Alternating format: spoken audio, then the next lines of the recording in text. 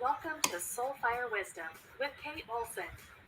As an evolving spirit and change adventure navigator, it is Kate's mission to empower and guide you on your path and inspire your truest passions. She will encourage you to share your gifts, speak your truth, and ignite your inner wisdom and purpose. She hopes to do so with a little humor and grace and her own soulfire passion. Kate talks with amazing guests who have embraced the pursuit and are fanning the flames of their own passion, purpose, and soulfire wisdom. Now here's your host, Kate. Good afternoon. Welcome to Soulfire Wisdom and Tips, Tricks, and Triumphs Tuesday.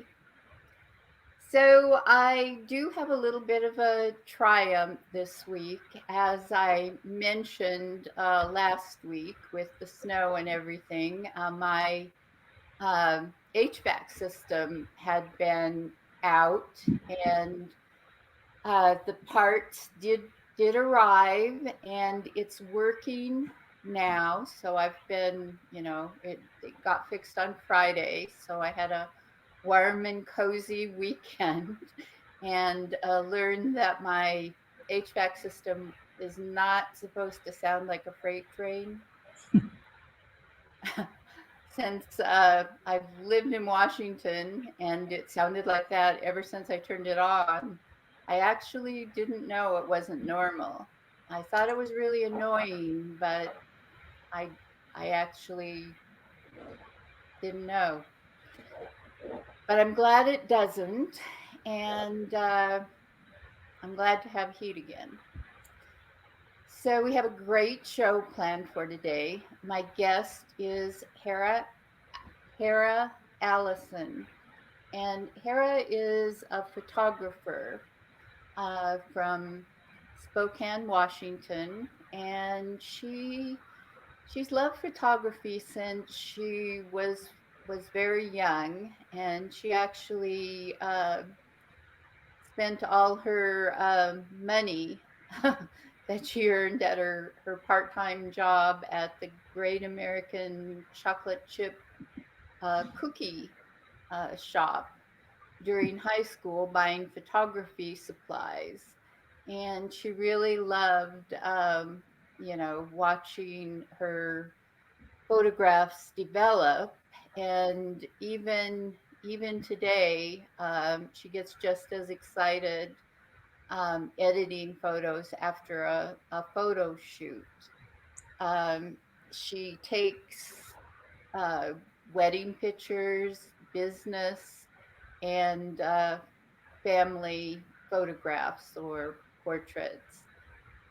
And she tries to bring out the uniqueness and beauty of her subjects. So I'm excited to talk to her today. I discovered her, I think, first on Facebook and then on Instagram. And watching her photos, I could feel the passion she had for what she does. And so that's why I asked her to come on, and I'm excited to introduce her. Hi, Hara. How are you? Hi. Good, thank you. How are you? Great. Awesome. So I just gave a little overview. Can you tell us a little bit more about yourself and what brought you to your current path? Sure. Well, I'm happily married with 5 children, including stepchildren. And I've been a graphic designer for 30 years. And I've always loved photography, had a darkroom in my bedroom in high school. And a couple years ago, I attended a conference. I think it was October of 2019. And I was taking selfies with this lady I had just met, and she kept not liking herself in the pictures. And I asked her if after the conference I could take pictures of her to show her what I saw, because I thought she was so beautiful and she was nitpicking, which we all do. And that's sort of how photography as a profession because I realized I can see people's beauty where they don't often see it. Oh, so you've actually only been doing photography Professionally. for a couple of years? Yeah. Hmm. But it's definitely where my passion is. And yeah, I love it. Just like when, I mean, it's not a good habit to be into, but every time I do a photo shoot, I can't wait to get home and develop the photos and see what's gonna, what I took, what I captured. I just, my mom passed away when I was 18. Mm-hmm. And the photos I have of her and I are my most precious, gifts I have. And so I'm a real believer in capturing precious moments. And I love it. It really makes me happy. So you do several different types of photography. What type do you enjoy most? I think I have a real knack for helping women feel empowered and beautiful. And it's something I can relate to in terms of not feeling your best and then seeing a photo of yourself and seeing your beauty, like discovering it, which I just love doing for women. And I really, really enjoy taking pictures of little kids for the exact opposite reason, in that they are not self-conscious and they don't notice whether they're cute or not. They're just having fun, and that's real pleasure. Yes. So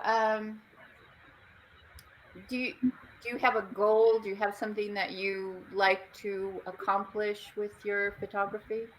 Well, I'm always annoying my friends by documenting life. I'm before I even had a good camera, I was constantly documenting. That's what I call it. Taking selfies and making sure everything was captured. And so that is my goal, is to capture precious moments. And because my mom died so young, she was only 46. I know how precious life is, and it's not to be don't wait for the next day, don't wait till tomorrow. Yes. So I definitely agree with you. Unfortunately for myself, I didn't like photographs of myself for a long, long time, and I didn't let anybody take any until one day, kind of looking at everyone else in photographs, I felt like I hadn't even been there. right. So Yes, it's a crime that we are so. That's really my passion, is that we don't waste a precious moment, a precious evening with a group of friends because we're unsure of how we look, or we don't like the way we look, or our hair's not right, or we're gained 10 pounds. Who cares? Nobody cares. I want the picture. That is so true, but I don't know where I got the attitude or feeling, but I have decades without any Me photos. too. No, me too. I've gone to, one thing stands out in particular for me, that I went to an event and I felt so heavy that I never left my car and I drove home. And I'm so disappointed that who would care if I was heavy or not? I mean, truly. So something clicked in my head a few years ago, and that's why it's my passion, is to not waste a precious moment with not loving myself as much as I would love my beautiful children, whether they were, they could be 600 pounds and I'd think they were beautiful. And why don't I honor myself with that kind of love? And so I finally got there, and that's what I want for everybody, because it's too precious of a life to waste worrying that your butt's big. Or whatever. Or whatever it is, right? Whatever, whatever scar, whatever, exactly. So Yes. it's a real passion of mine to not waste a moment. What I thought was, when I finally did decide that I was going to let people take photographs and even take selfies and whatever, it was really hard for me. And I did not like a lot of those pictures. Yeah, well, that's fair. And then, but what I thought about was, and I don't have any grandchildren yet, but what I thought was, when I do have grandchildren, they're going to think I was always old. Because I don't have any of the in-between pictures. Right, that's funny. And you're so beautiful too. Isn't it funny how we just are so hard on ourselves? There's nothing not to, I don't know. I found at my heaviest, the easiest way for me to find my beauty was to pick one thing. Like, I like my eyes. And so if I could just hold on to that in a photo, like, look at my eyes, they're pretty, you know, things like that. Well, it also depends on how you are feeling, how the photograph comes across.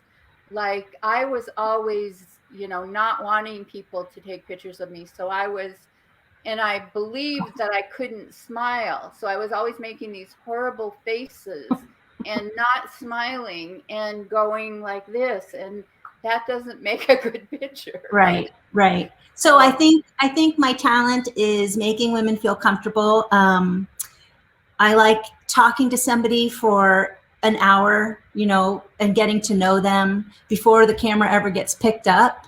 And it becomes really intimate. And then it's not like, you know, and I always say the worst that can happen is you won't like any of the pictures. So what? So so what? We'll do it again another day, or, you know, it's never happened. Of course, you'll find a picture that you love, and, you know, and I've captured who you are because I get to know you a little bit. Yeah, that is true. That's the other thing I found when I eventually let people take pictures, was that, you know, when a photographer takes pictures of you, they take lots of pictures.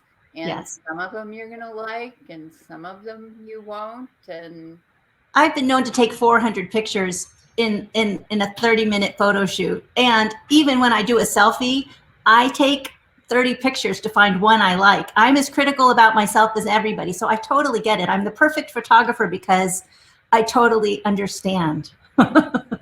You know, I don't want the goot, you know, I got to get the right angle. yeah, I guess part of what I have discovered in it all is that it's those ideas in our head. Right.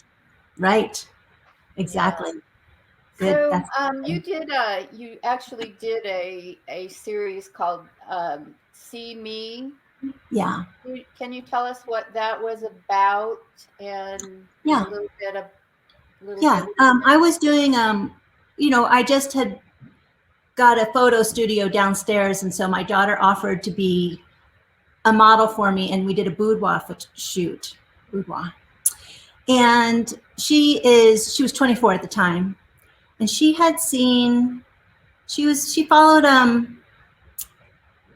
I can't remember the group she follows. I'm sorry, I should have written that down. But she wanted to write words on her back that said who she was. And I love that she has come at such an early age, at a young age, to I am more than my body. And so the word she chose was like sister, dancer, you know, peacemaker, the things that she just felt were her and not the way she looked. And we in the garage, you know, I found a paintbrush and some old acrylic paint, and I painted them on her back, and then we did some photos. And I posted that on Facebook and asked if anybody else wanted to do it. And I ended up doing 28 women. And it was so emotional for everybody to choose the words, to be vulnerable with me. I mean, I didn't know half of the women. They came into my house, and then we talked, and then they took their shirt off, and I started painting on their back. So it was a really emotional experience for a lot of the women. Some of them were overweight and wanted to do it because of that, which I really, really appreciated, and just so moving. And they all felt, once they claimed the words, that they owned them. You know, once they wrote the words, at first it was really hard to pick. They didn't want to, one person said she didn't want to lie. And we just have a hard time saying who we are. Like they think it's like bragging, but it's not really bragging, it's just who you are. Like, and you're beautiful. And some of them, I love that some of them wrote that they were beautiful. You know, it just was a lovely, lovely experience. And yeah, it was moving. It was really moving. And for all of the women as well. Yes. Do you know who Roseanne Olson is? Mm-mm. Okay. She did this really beautiful photo book of it's a book of nudes. Mm-hmm. And it was women of all ages, and I did a show with her. Oh, okay. We'll look her up. Look that up, because there's a lot of similarity in what you did. And well, and I love that. And there was a quite a difference in age, like from, I think the youngest person was early 19, and then up to a 60-year-old. So it was quite a range of women. But I would love to do, I've just put on, I love older women. Like I wish women in their 70s and 80s were willing to get photographed. And I know with COVID, it's all weird because they're scared to even come out. But some of them are, surprisingly. I think the oldest one that Roseanne had was actually in her 90s. Oh, wonderful. I love that. I just think, because I maybe because I've been an artist my whole life, I see beauty everywhere. I see beauty in every line. I mean, it's those things. Yeah, go ahead. Like your ladies, they had all kinds of different reasons for doing it. Like there was a lady that had cancer, and there was a young woman that had a terminal illness. There's one lady right now that has cancer, and actually a few of them were domestically abused. And it was really important that they have this, I mean, they had it printed out and they have it on their bathroom mirror. It really helped them reclaim themselves. And I didn't mean to start a movement, but it was really lovely that I was there for them. I was really happy that happened. So, well, you kind of said was it your daughter that motivated you to do that? What she had? Yeah, I didn't, she had the idea, and she had seen like people hold up signs that, in front of them just saying, I'm more than my diagnosis, basically. And she just thought it would be cool because we were doing a boudoir shoot to paint them on our back. And that's how it came about. So it was really her idea. Yeah, that is very, it's a creative way of expressing. And especially to say I'm more than my body, and you're half naked, and it's such a vulnerable thing to be half naked anyway. And then to say, I am these things, I'm more than that, it was very exhausting. It was emotionally exhausting for me every time. I'd be like, because they were so emotional, but it was a real honor to be able to do it. And empowering, I'm sure. Yes. Yeah. So, they wrote me some testimonials saying how it really changed their life in some cases. So it was wonderful. And so what impact did it have on you personally? I think the most beautiful thing about a person, the most beautiful quality in a person, is when they can be vulnerable. For some reason, that word means a lot to me. And a long time ago, I painted some women half naked. I'm not a great artist though, so this was much better, but I'm not a great painter. But it was empowering for me too, well, I don't know if it was empowering. It just was a blessing that I was able to hear these women's stories and do this for them, because it was a no charge series. I mean, I just did it out of the goodness of my heart. And so it was just, and I felt really blessed by each person that came through the door and shared their story with me, and then, you know, left a little bit stronger and taller. Yeah.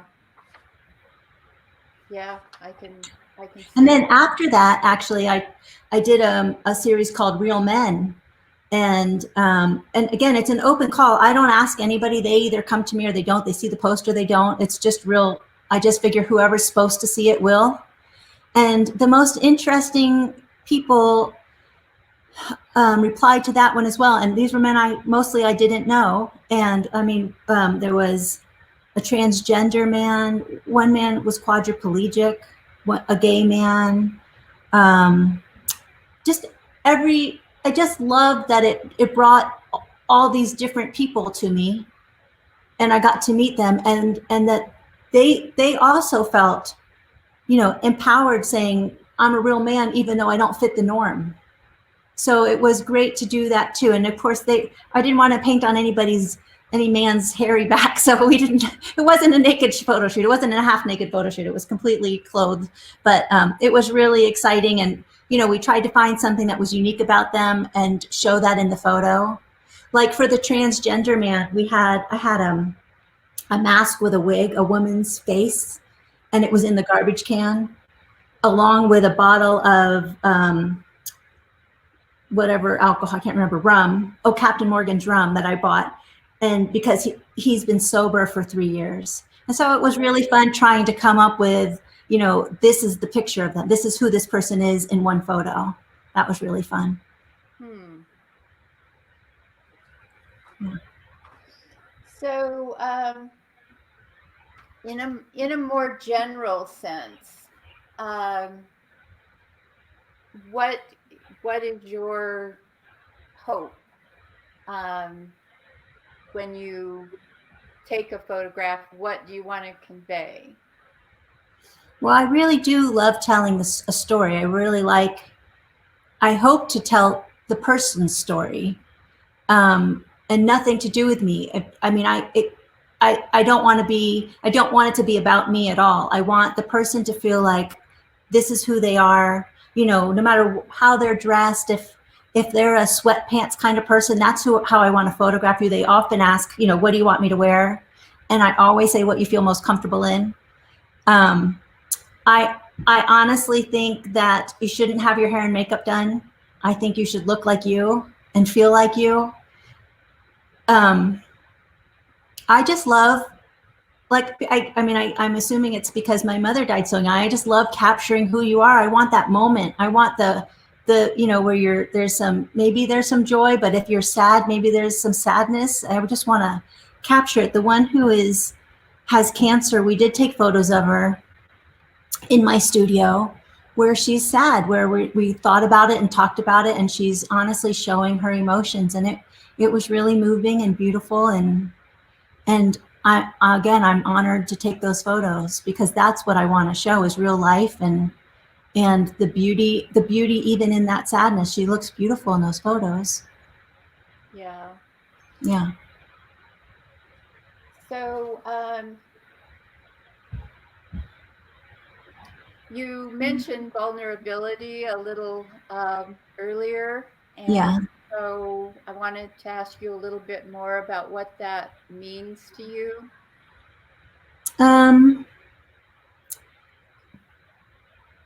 I think the people who open up and dig deep are just fascinating to me, and I appreciate vulnerability. And I don't know why that's such a strong word with me, but it's a theme that I have continued, and I feel like I am always vulnerable, that I'm willing to show you where my heart is, and I just appreciate that in other people as well. I don't want any walls up. I'd like to know what everybody's thinking, although that might be dangerous, but I really do want to know what you're thinking. I don't want any pretenses. Yes, vulnerability is hard for people. It is. I think it's very powerful once you can be vulnerable, but I do something called soul talks. Yes. And vulnerability is one that I've wanted to do. And I've reached out to a couple of people that I thought they've shown vulnerability. Maybe they would be a good person to have that talk with. But then they'll say, well, no, I don't know if I feel comfortable with that. Well, I mean, So I know. it's hard. Yeah, it is hard. I mean, because it's not hard for me, I don't get it. Because, but I do understand. I understand that it is hard for others, but it's not. Somebody said they appreciate that I'm vulnerable, and I thought, well, it's not even something I'm trying to do. It's harder for me to be the opposite. So, I'm just totally open and always have been. I share too much. That's what I've been told. I've offended some family members accidentally saying, talking about my past.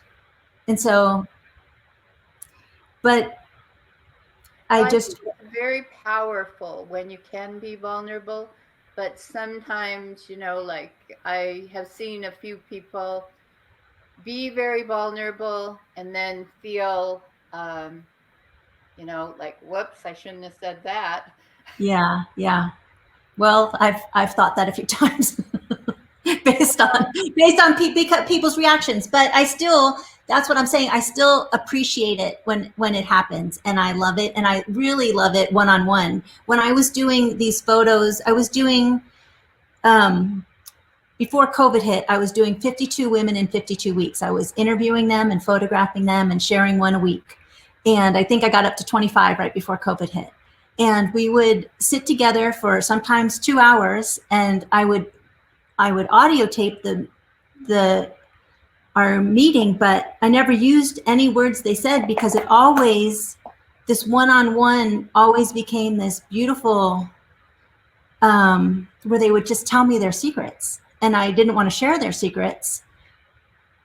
Again, it was such an honor that I just love that. It's a little bit like Humans of New York, except I'm not sharing anything. I get to know snippets of people's lives, and I feel so lucky about that. And it's the camera that brings that to me. And so that's really why I love photography, because I mean, I could ask these women to come have coffee with me and talk to me, but it's the photographs at the end after we've shared so much that really kind of cinch the deal. It's nice. And that was a free series too. I know it's my passion because they say, if you would do it for free, then it's your passion. Well, I really would do it, and I do it for free. I just want to take pictures. I want to capture moments, and I'll do whatever it takes. Well, look at what Roseanne did. Okay, I will for sure.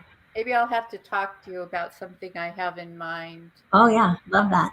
For a project that I want to do, that maybe some photography would be a good. Awesome, I love that. Yeah. I wanna pass the blessing of capturing a moment for you. That's really just my life goal here. So, do you have any future goals or projects in mind? My dream for myself is to travel to exotic places and take photos of people and get paid to do it. That would be a lovely dream of mine. Always nice, yeah. That would be wonderful. Well, because I have it in my head, I think I can make it happen. Yeah. And if you want to do both. Right. 10 years, 20 years. I don't know how long it'll take, but I'm hoping that happens for me. Ideas come up all the time, and as soon as they come up, I say, does anybody want to do this? And then I get a full series. So I mean, I'm always open to ideas, and I love collaboration, and that's what I really like about I've been a graphic designer for 30 years, and it's pretty solo. I'm self-employed, but what I like about taking photos is the person brings their own thing to the table. I mean, it's about them. And so I'm the art director, but they are definitely directing it, and it's all about them. And it's really lovely to be this collaborative experience, which I'm missing in graphic design sometimes. Yeah. Yeah. So this is kind of an off the subject question, but I've been asking all of my guests. Yeah. So I'll ask you, what has surprised you most about life?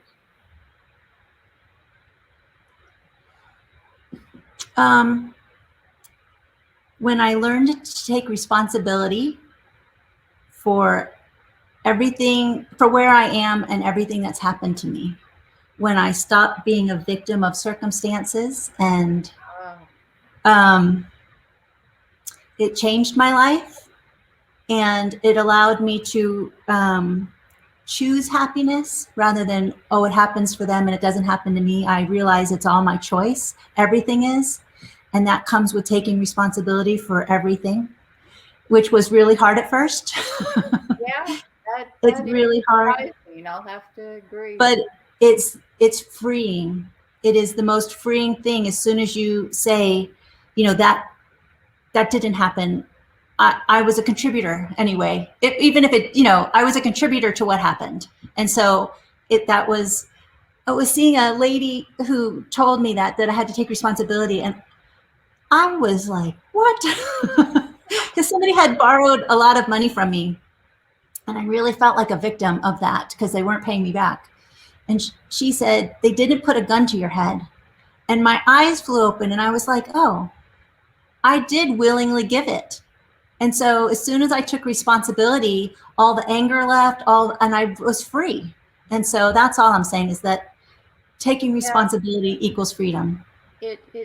Yes, definitely. It makes a big difference. Yeah. So that's been a surprise. A good surprise. A good surprise. Yes. Yes. So we're getting close to the end of our time, but if you could leave the listeners with one thought from today's show, what would you want that to be? I hope I quote it correctly, but Mary Oliver's, what do you want to do with this one wild and precious life? That, don't waste a second, that you only have this one wild and precious life, and you're precious. You're the sweet, innocent child you were once. You still are, and to take care of that child in you. Great. Yeah. So if people want to get a hold of you for photography or it's very easy. It's Hara.photography. HARA.photography is the website. Okay. And if it's on Facebook or Instagram, it's Hara Allison Photography. It's easy to search. Okay, great. Yeah. Yeah, I made the mistake of trying to put .com after that photography. Yeah, that happens a lot. It's too bad because it's dot photography is the .com, but it's hard to explain. But it's Hara.photography. Well, they have so many different ways you can do I it. I know, but it's so clever. If people wouldn't write .com, it's really a smart URL. Yes, definitely. Yeah, Hara. Yeah, it's unique. So, but okay. Yeah, thank you so much. This has been great. Yes, thank you for being here, and keep up the great photography and the great ideas. Thanks. I look forward to hearing your idea. Yes, we'll have to talk about it, definitely. Okay. Thank you so much. We have another great show planned for next week. Next week, in honor of Valentine's Day, although it won't quite be Valentine's Day yet, it'll, be February 9th. My guests will be Kathleen Cavender and Mark Ritter. And they've been trying to have a wedding for, I don't know, a little more than a year. And COVID came along and kind of got in the way. So we're going to hear about how they got through the year and their future plans for their wedding. So I think it'll be a interesting and romantic show. So make sure to tune in next week. Hara actually knows Kathleen. So, yeah, very well. So that will be 3 p.m. next Tuesday. And I have a quote for you to carry with you through your week. And that is photography records the gamut of feelings written on the human face, the beauty of the earth and the skies that man has inherited, and the wealth and confusion man has created. It is a major force in explaining man to man. And that was said by Edward Session. Yeah, I think I that's love right. that. Yes, I really liked his words, even if I Yeah. don't know how to pronounce his name. Yeah, that's beautiful. Thank you for sharing that. So, thank you again, Hara, and thank you to the listeners. And I'm just going to say bye for now. Yeah. Thank you.